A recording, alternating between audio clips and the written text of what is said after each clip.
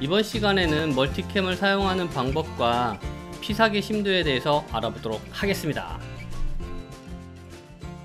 일러스트레이터에서 작업한 파일하고 애프터 이펙트 프로젝트는 하단에 공유를 해놨고요. 여러분들도 같이 확인하면서 작업을 진행하시면 좋을 것 같습니다. 자, 그러면 제가 여러분들한테 제공한 거는 이미 이렇게 키프레임이 잡혀 있어요.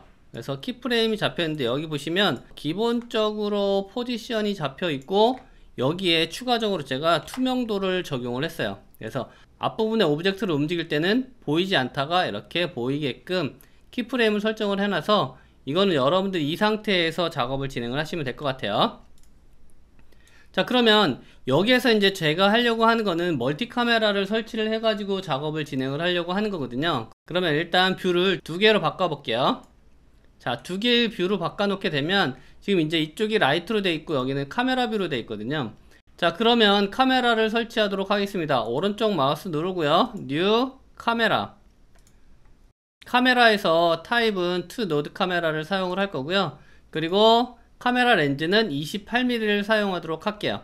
자, 이렇게 해서 카메라를 설치를 했습니다.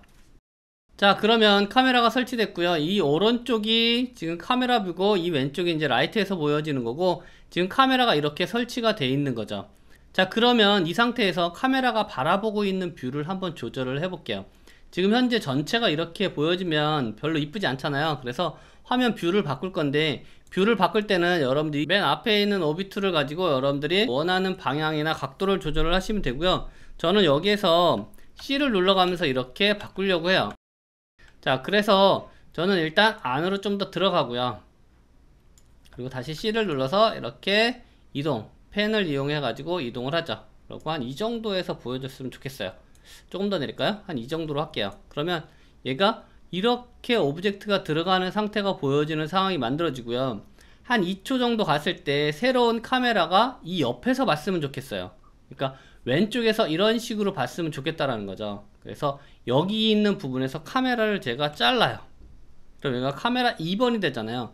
물론 이렇게 카메라를 컨트롤 시프트 D를 눌러서 잘라도 되긴 하지만 여기를 잘라 놓고 카메라를 새로 설치를 해도 돼요. 그러니까 카메라에 여러분들이 렌즈를 다른 걸 바꾸고 싶다 그러면 새롭게 해도 되겠죠. 근데 저는 여기에서 이 카메라 2번은 앞에 1번과 똑같은 렌즈를 사용을 해가지고 2번도 사용을 하려고 하는 거예요. 그래서 2번 카메라를 놓고 여러분들이 얘 뷰와 똑같은 처음과 똑같은 뷰로 가면 재미가 없잖아요. 그래서 뷰를 옆에서 보게끔 이제 바꾸는 거죠. 그래서 다시 C를 눌러서 내가 원하는 툴이 나올 때 여러분들이 다시 회전을 시키는 거죠.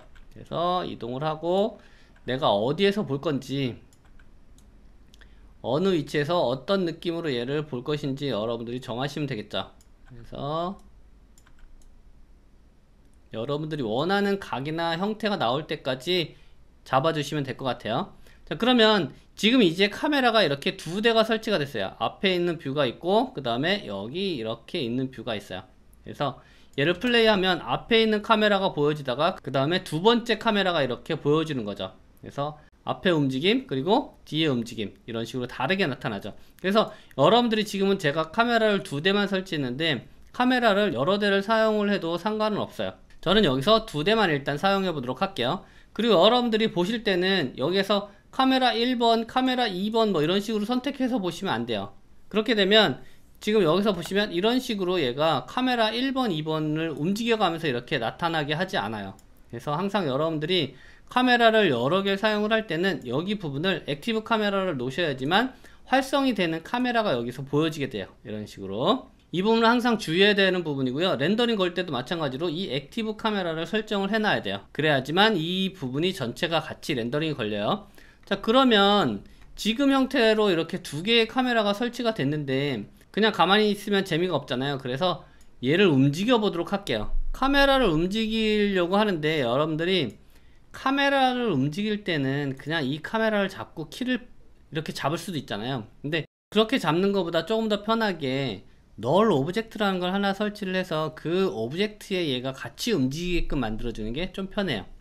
그래서 저는 여기서 오른쪽 마우스 누르고 뉴 널 오브젝트를 하나 만들도록 할게요. 자, 새로운 널 오브젝트를 만들고 얘도 3D 레이어로 바꿔주죠. 그리고 얘가 지금 여기 중간에 가 있잖아요. 그죠? 다른 오브젝트와 마찬가지로 이렇게 중간에 가 있으니까 이 두 개의 카메라를 선택하고 이 널 오브젝트 만든 거에다가 페어런트를 시켜주는 거야. 그래서 픽킵을 이용을 해서 여기에다가 이렇게 링크를 걸어주죠. 그럼 이렇게 두 개가 얘의 페어런트 되죠. 두 개의 카메라가 이제 널 오브젝트를 따라서 움직이게 돼 있어요. 만약에 여러분들 여기 페어런트 앤 링크가 나오지 않으면 오른쪽 마우스 누르고 컬럼에 가서 꺼내시면 돼요. 이렇게 널에다가 카메라를 링크해 놓고요. 이제 널을 한번 움직여 보도록 할게요. 저는 이 위에서부터 아래로 이런 식으로 움직이게 하려고 하는 거예요. 그래서 포지션, 처음 있는 부분은 여기 동일하게 이렇게 그냥 놔두고요. 카메라가 끝부분에 갔을 때는 아래쪽으로 좀 이동할 수 있게끔 만들어 주려고 해요. 그래서 이렇게 오브젝트가 보여지게끔 여기에 있는 널 오브젝트를 움직여 주는 거죠. 자, 그러고 나서 프리뷰를 한번 보면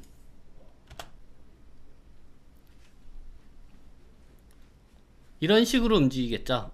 자, 이렇게 움직이는 거는 여러분들 보시면 여기에서 씬이 바뀌어서 이렇게 두 번째 카메라로 움직이게 되는 거고요. 지금 움직임은 널 오브젝트의 시작 지점부터 끝 지점까지 한 번만 키를 잡은 상태거든요. 그래서 두 개의 카메라가 널 오브젝트 하나에 링크돼서 같이 움직이는 형태가 만들어진 거예요. 이렇게 여러분들이 잡을 수가 있다는 거죠. 그리고 여기에 움직임에 따라서 여기 보시면 카메라가 이렇게 내려오는 게 보이죠. 이렇게 두 개의 카메라가 이렇게 움직이는 걸 여러분들이 확인할 수가 있어요. 그러면 여기에서 한 가지 더 짚고 넘어가도록 할게요. 처음에 오브젝트가 이렇게 나오잖아요. 이렇게 나올 때 오브젝트가 약간 블러 처리돼 가지고 나중에 초점이 맞는 형태로 이렇게 작업을 하려고 하거든요. 그러면 처음에 이 오브젝트가 블러 처리가 돼야 되잖아요. 그런데 블러 처리를 하지 않고요, 카메라의 속성을 이용을 해 가지고 작업을 진행을 하려고 해요. 그걸 하기 위해서는 여러분들이 조리개에 대해서 좀 아셔야 되는데, 그 조리개에 대해서 한번 설명을 드려보도록 할게요.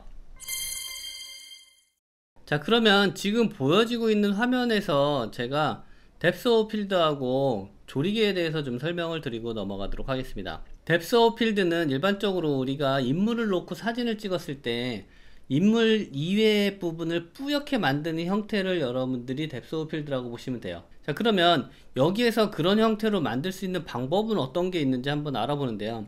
지금 이렇게 카메라가 있잖아요. 카메라가 이렇게 오브젝트를 바라보고 있어요. 그리고 이 뒤에 있는 이 두 개 있잖아요. 이 두 개는 뒤쪽에 있는 거고요. 여기 두 개. 그리고 나머지 오브젝트들은 이렇게 다 앞쪽에 배열이 되어 있어요. 그러면 얘들이 인물이 되는 거고 얘가 뒤에 있는 배경이 된다고 생각을 하시면 될 것 같고요. 그러면 이 카메라가 이렇게 바라보고 있을 때 이 뒤에 있는 배경, 이 오브젝트는 뿌옇게 만들고 싶은데, 그러려면 이 카메라의 이 옵션에 들어가서 화살표를 밑으로 내리시고요. 그리고 카메라 옵션에 가시면 여기에서 설정을 하시면 되는데요. 여러분들이 피사계 심도를 적용하기 위해서는 여기 보시면 뎁스 오브 필드라는 부분이 있어요. 이 부분이 꺼져 있어요. 기본적으로 카메라를 설치하면. 그래서 이 부분을 켜 주셔야지만 피사계 심도 뒤쪽에 있는 얘를 날릴 수가 있어요. 그래서 오늘 이렇게 켜주죠. 이렇게 키게 되면 이 뒤에 이렇게 하나 뭐가 나오는데, 이게 뭐냐면 포커스 디스턴스라는 놈이에요. 지금 나타난 얘의 역할은 뭐냐면요, 초점을 어디에 맞출 건지를 결정하는 애거든요. 그래서 얘의 거리 값을 여러분들 이렇게 조절을 해보면 이렇게 움직여요. 그래서 내가 이 앞부분에 맞추고 여기 부분은 앞부분에 맞추고 뒷부분은 날려버리고 싶어요. 그래서 얘의 거리를 여기 부분에다 맞추는 거죠. 그러면 앞으로 이동을 해볼게요.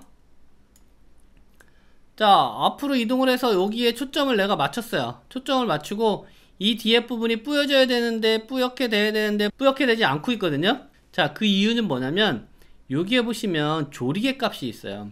우리가 사용하는 DSLR 카메라 같은 경우 조리개 값을 낮춰서 촬영을 하게 되면 뒷부분을 날릴 수가 있거든요. 그런데 여기 같은 경우는 이 조리개의 픽셀 값을 많이 주게 되면 뒷부분이 뿌옇게 날아가요. 그럼 이 조리개 값을 한번 올려보도록 할게요.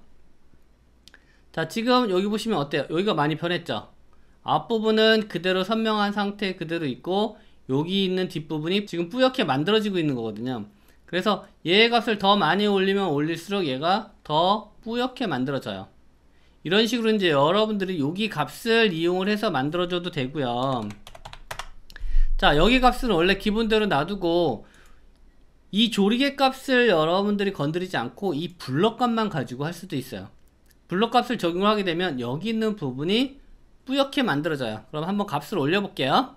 자, 올려보겠습니다. 쭈쭈쭈쭈쭈쭈 올렸더니 아까와 같이 조리개 픽셀 값을 올리는 거와 마찬가지로 블럭 값을 올리면 이렇게 뿌옇게 만들어지죠.